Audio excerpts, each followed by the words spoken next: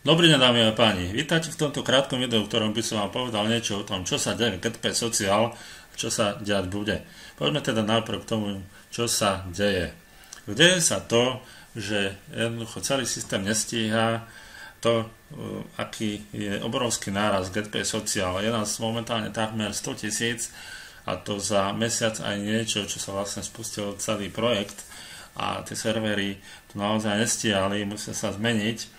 A všetko vlastne toto pramení v tom, že aj ľudia sú nespokojní, je málo úloh, píšu na podporu, nemôžu si vyplatiť peniaze, ktoré zarobili z úloh, píšu na podporu, majú problém taký a taký, píšu na podporu, strhli sa im peniaze minulý mesiac, čiže decembri, píšu na podporu, nemali sa strhnúť, ešte neprišli, píšu na podporu, zahlcujú teda tú podporu svojimi otázkami a tým pádom sa stáva to, že niekto napíše na tú podporu dnes a dlho čaká naozaj na tú svoju odpoveď.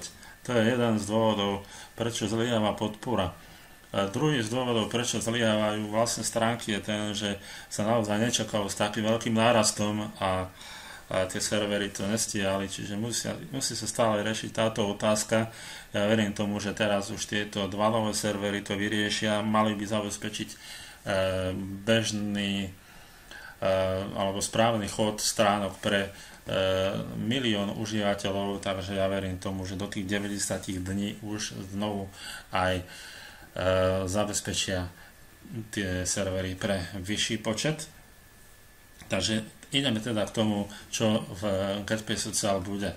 Treba preskočiť tieto všetky problémy, ktoré sme mali doteraz, ktoré boli a možno ktoré ešte aj nastanú do budúcna. Dúfam, že nie, ja verím tomu, že už nie, ale naozaj je to beh na dlhé tráte v tomto podnikaní. Treba si uvedomiť to, že systém je naozaj skvelý, myšlienka je neuveriteľná, pretože nikto nevymyslel to, že za zdieľanie, za lajkovanie, za vyplnenie nejakého formulára by sme mohli niekoho oceniť alebo ohodnotiť. Toto je vlastne prvá tá myšlienka, ktorá naozaj nemá obdobu a nemá konkurenciu. Nikto to nemá vôbec na svete, iba GetPay Social, takže naozaj z tohto hľadiska sme veľmi lukratívni, nielen počtom členov, vyše 100 000 alebo takmer 100 000, a týmto systémom, týmto projektom sme naozaj lukratívni pre spoločnosti a pre firmy. Čiže Jeff naozaj rokuje s firmami, ktoré by nám dopomohli k tomu, aby sme tam mali niekoľko stoviek úloh pre každého denne, čo vlastne spôsobí to, že keď by aj úlohy boli v hodnote 5 centov minimálne, tak by sme na základe nejakých 100, 200, 300 ľudí zarobili naozaj pekné peniaze každý deň. Samozrejme, že to by bolo na dlhú cestu pre ľudí jednoducho odklikávať po 30 sekúnd po 5 centov a tie firmy, ktoré budú dávať nejaké úlohy, tak budú komplikovanejšie. Určite ste si to všimli, že čím viac s vytvorením úlohy osloví ten človek ľudí, tak tým má tá úloha vyššiu cenu. Takže poďme si to teraz trošku prebrať, ako to vlastne je, prečo je tam za like napríklad 2 centy alebo 5 centov, maximálne tuším, ale väčšinou to boli 2 centy, čo si pamätám, tak za lajkovanie prakticky nemusí osloviť všetkých ľudí, ktorí klikli na like. A za tých 5 centov za návštevu stránky oslovia napríklad možno pár ľudí, ktorí nepoznajú napríklad ten produkt, ktorý v tej úlohe chcú vysvetliť. Preto len 5 centov.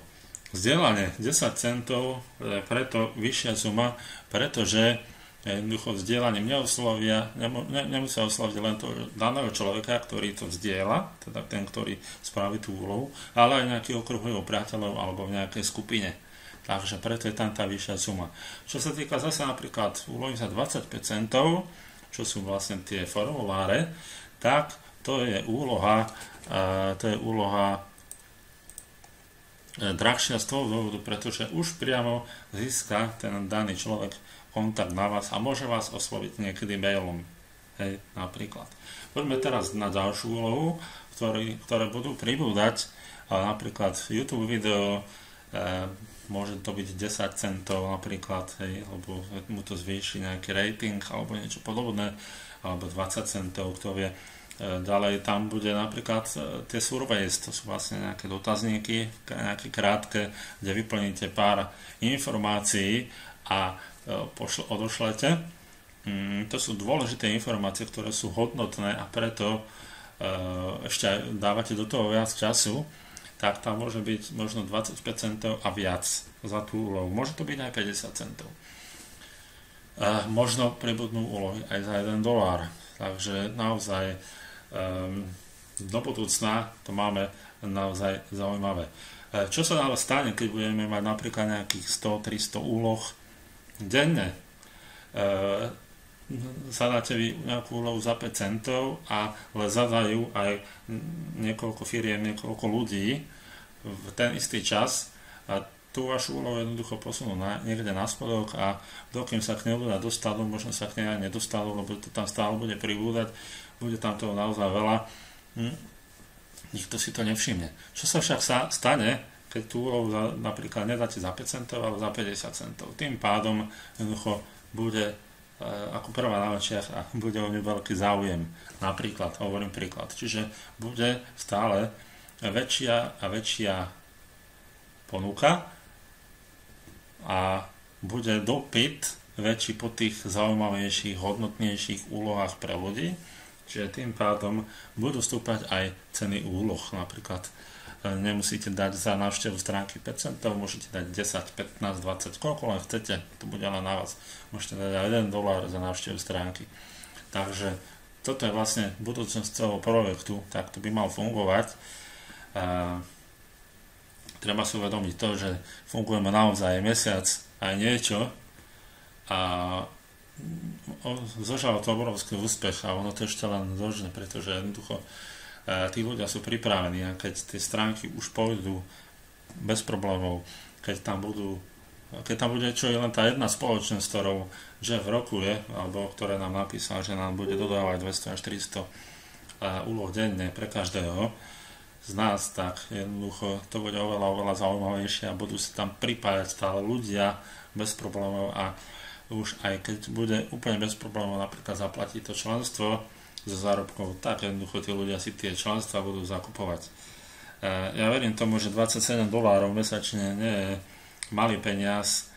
Ak máte teda problém s tým platiť $27 a nevydržíte to, tak jednoducho prerušte členstvo a môžete si to znižiť na $10, vraj je taká možnosť.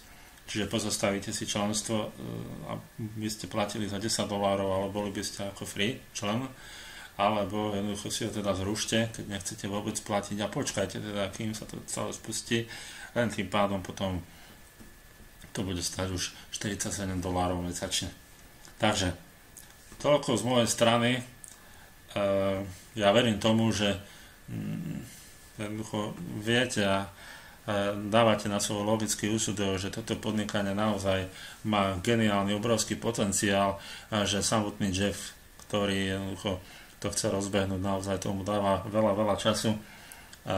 To nemyslí len tak, že to rozbehne teraz na mesiac a potom odíde. On to chce rozvinúť naozaj na oveľa väčší potenciál a verte tomu, že skutočne toto podnikanie bude fungovať. Treba len vyriešiť tie problémy, ktoré má celý projekt a keď sa to vyrieši, tak naozaj sa to všetko spustí a pôjde to rýchlejšie a rýchlejšie.